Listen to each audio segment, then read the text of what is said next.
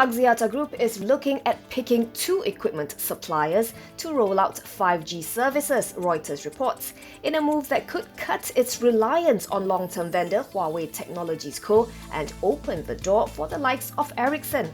Axiata and Huawei already have preliminary 5G agreements. The local telco is looking to invest at least $1 billion or 4.36 billion ringgit over as many as 5 years to deploy 5G infrastructure in Malaysia, and so far it has yet to sign any other 5G agreement. Axiata Group CEO Tan Sri Jamaluddin Ibrahim told Reuters the group is planning to have two vendors. In Malaysia, generally it would be these two, he said, referring to Huawei and its main 5G competitor, Sweden's Ericsson. He added that others such as Finland's Nokia and China's ZTE would also be invited to participate in a tender that would eventually decide the two suppliers. Jamaluddin also told Reuters that Axiata was in talks with rivals to jointly deploy the services with one or two partners to cut costs. He declined to name the parties.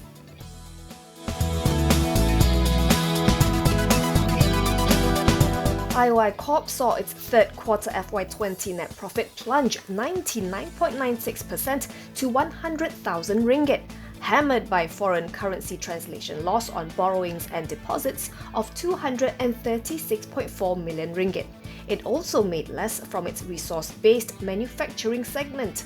Quarterly revenue, however, was up 7.55% to 2.03 billion ringgit.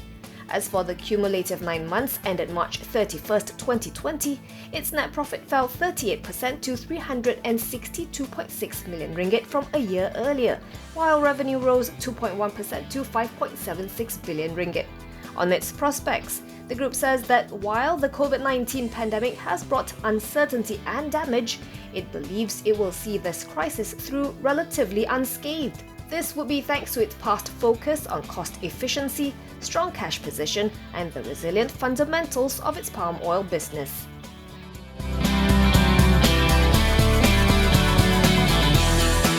Affin Hwang Capital Research is keeping its sell call on Malaysia Airports Holdings Berhad with a lower target price of RM3.75 from RM4 previously.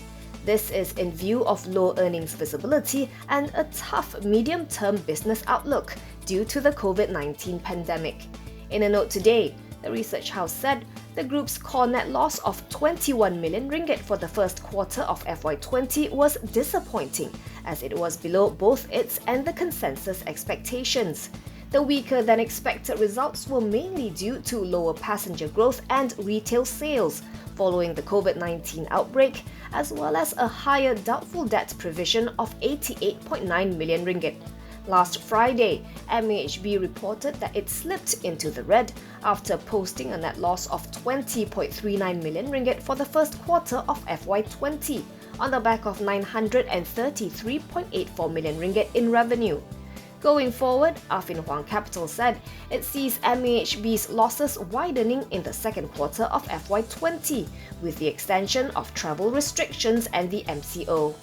It expects a core net loss of 316.4 million ringgit for FY20, although it expects the airport's operator to return to the black in FY21 with a net profit of 377.2 million ringgit and further improve in FY22 with earnings of 530 million ringgit.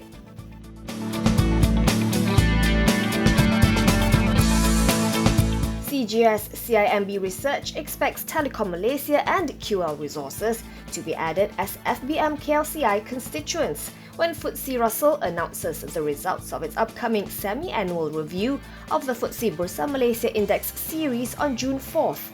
In a recent strategy note, the research house said the two counters may be replacing AMMB Holdings and MAHB. It points out that based on the share prices at last Friday's close, Telekom had risen to the 24th position, hence qualifying for inclusion into the index. Meanwhile, AMMB had fallen to the 37th position and airports operator MAHB to 40th position, which means they will be booted off the index. CGS CIMB says The rules specify that should a greater number of companies qualify to be deleted from an index than those that qualify to be included, then the highest ranking constituents presently not in the index, which also meet the liquidity criteria, will be included. And based on its analysis, this means agro-food outfit QL Resources will be in the FBM KLCI index for the first time.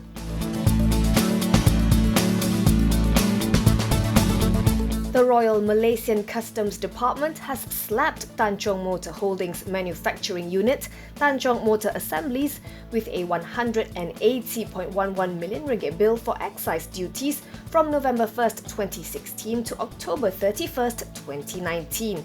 In a Bourse filing, however, the group said that Tanjong Motor Assemblies does not admit to any liability on the demands made by customs and will take the appropriate measures upon seeking further advice on the matter.